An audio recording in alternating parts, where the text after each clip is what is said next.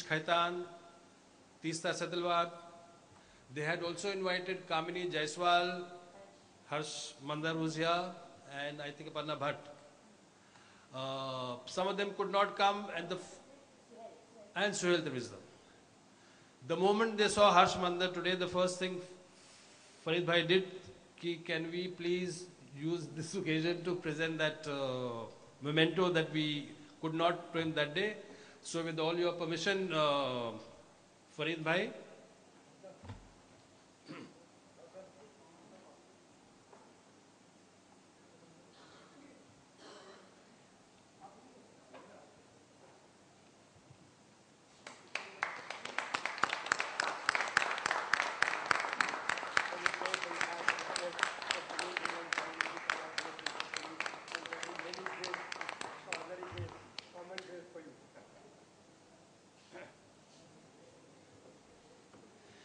They also said that that was in the context of Gujarat, but they are quite inspired by the fact that there are other people in the context of Delhi 1984 who are fighting. There's John Dayal here, associated with the struggle for justice in Kandhamal, and they would like to honor them with a shawl or a memento, whatever it is. So Farid Bhai, Dr. Narang, Dr. John Dayal.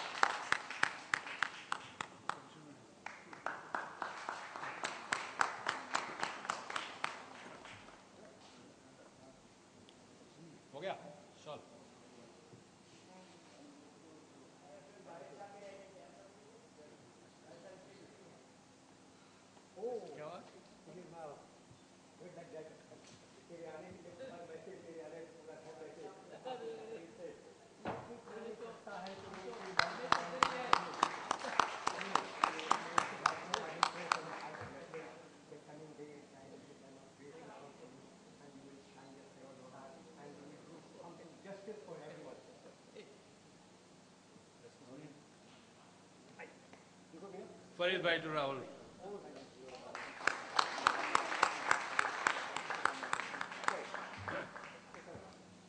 Actually, we want justice, social justice, political justice, economical justice. We don't want any favor.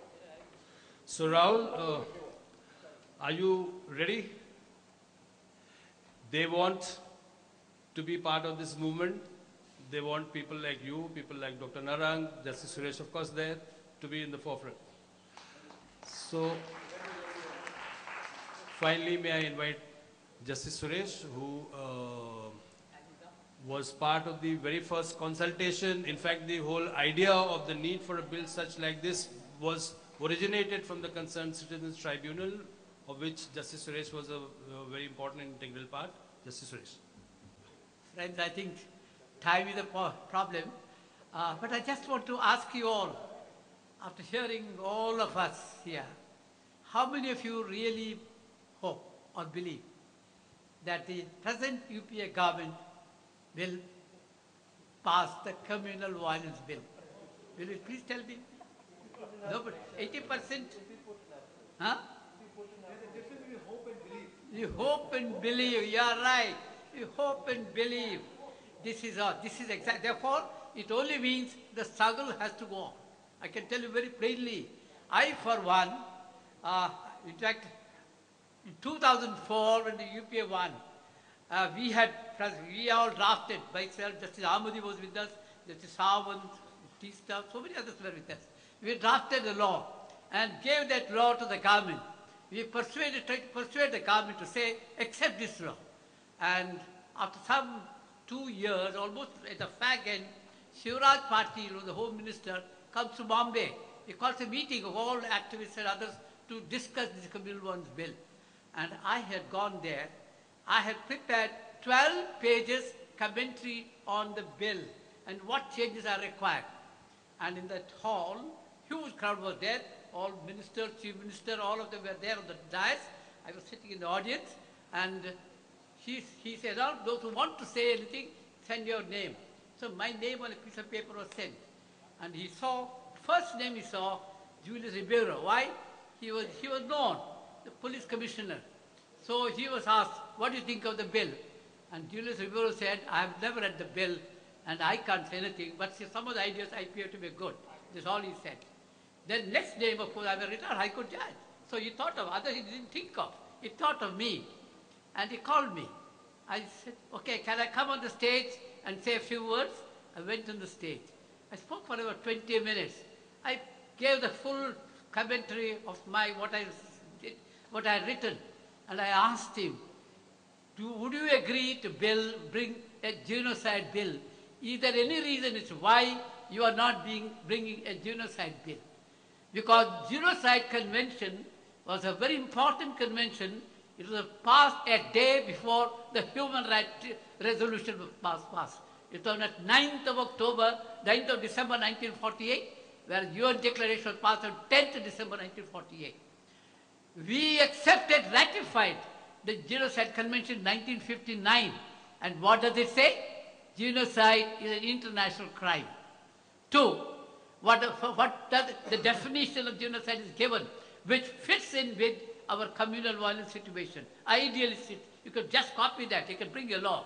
And further, it further says that states must bring a law to enforce this, to see this crime is eliminated. And what do we do? 59 till 2012, we don't bring the law. Though violence after violence has taken in 92 here, 91 in Bangalore, 84 in Delhi, and going on merrily. Each time they are not bringing the bill. Now, there are 2 or 3 reasons as to why I feel this bill will not be passed. Don't be disappointed.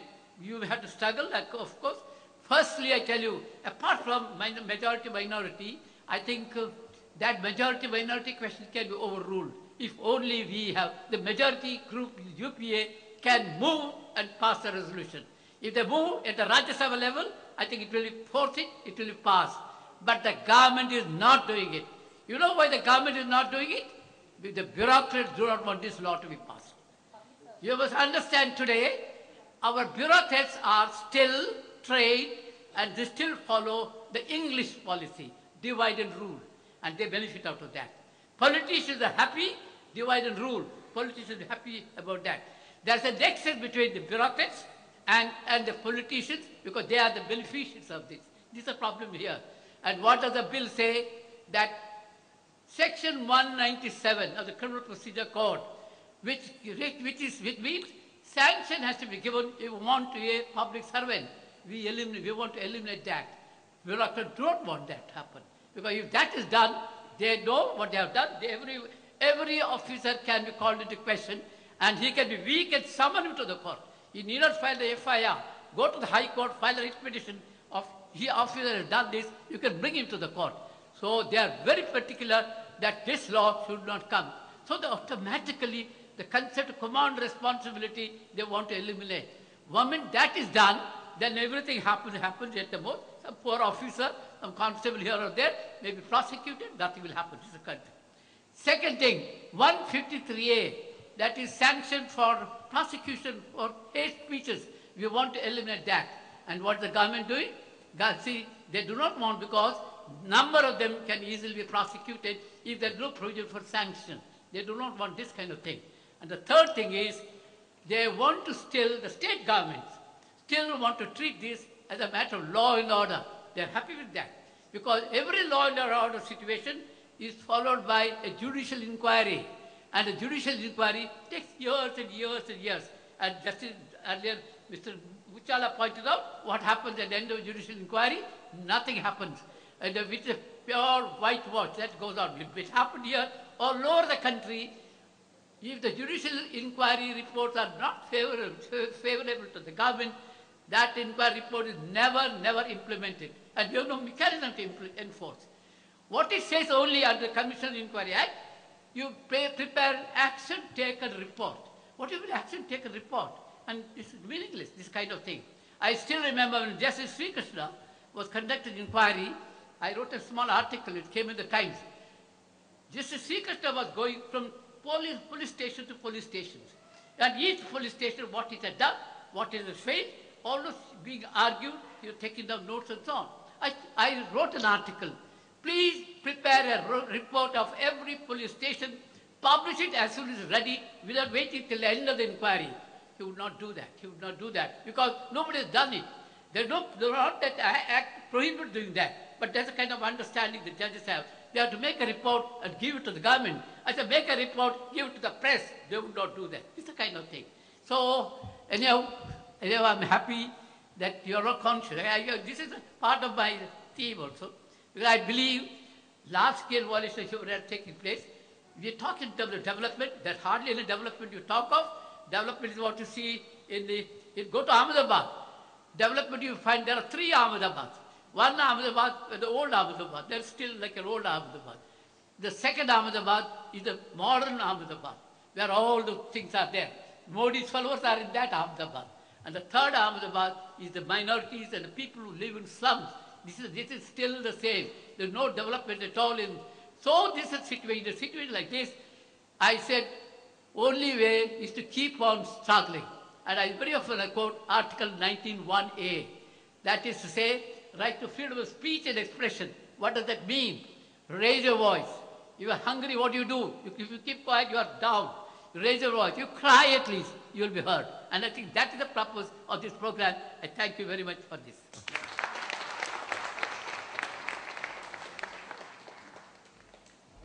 Thanks. एक दाऊद भाई Dubai में रहते हैं और कभी कभी पाकिस्तान में रहते हैं. उनका हमारा दूर दूर का कोई रिश्ता नहीं है.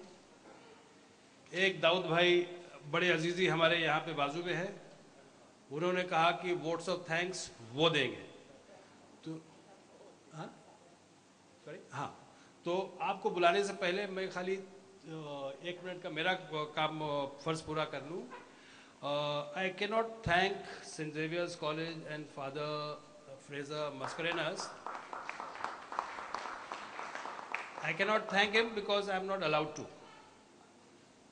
Father Fraser, whether it was 10 years of Gujarat 2002 in February or now, his point is quite simple, that these are national issues. It should be a matter of deep concern and commitment for institutions such as this to be organizers or co-organizers of this meeting. They are not giving us anything. They are not doing us any favor, so there is no question of thanking. So I will not thank Father Fraser, but I certainly salute Father Fraser for the spirit and applaud the spirit of this institution for making its kind of premises, resources and personnel and everything available at all times. हसीना एक announcement. कहाँ है हसीना? 1 महीने का programme इस शहर में अलग अलग तंजीमों ने, संगठनों ने, ऑर्गेनाइजेशंस ने in the form of cultural programmes, film shows वगैरह वगैरह under the rubric of Bombay की कहानी, मुंबई की जुबानी. ये प्रोग्राम भी उसी प्रोग्राम का एक हिस्सा है. 2 दिन बाद जो है तो women gender violence, communalism and gender violence के सवाल को लेकर एक वर्कशॉप है, वो भी उसी का हिस्सा है. मीडिया एंड कम्युनलिज्म का एक सेमिनार होने वाला है. तो उसका अगर वो होती तो अनाउंसमेंट करती तो आपको पता चलता. वो तो है नहीं तो कुछ कर नहीं सकते. हमारे ग्रुप के हमारे सहयोगियों ने, हमारे कलीग्स ने जो है तो इरफान, जाहिद, संतोष, सुरेखा, प्रदीप, एलिस और बाकी सब लोग जो है they worked till 3 in the morning and 12 at night for the last 10 days, 15 days together. दादा included. So thank you very much for that. और अब हम जो है तो माइक आपके हवाले करते हैं. Thank you, dear sister and friends. I was given a chance to thank you. Actually, you were from the morning, you were sitting to hear something about this one. Our speaker has said something that our eye was completely open. We have learned very, very many things. And because of Christmas, I would like to tell you, to fight for injustice itself is a very great thing. Jesus Christ was completely killed in the age of 33 only. At the age of 3 only. If you would have tell about the bird of the flower and lilies of the field, he could have died ripe age. But he was denouncing the highest priest of his time. He was denouncing the highest powerful king of the time. My saying is that to fight for the injustice is a great thing, and to support this injustice, to support this cause, is also a very great thing. So I will thank to my speaker, to our brother and sister who were sitting for this time, and I will pray for you all health and happiness, that coming day and time will be time of grace and growth, and note to you, to your family, many grace to your family, because you have contributed your time for this fighting for injustice. Thank you all for the management, and the speaker also, and Justice, and the brother who has come from the Delhi. I especially thank for all this. Thank you very much.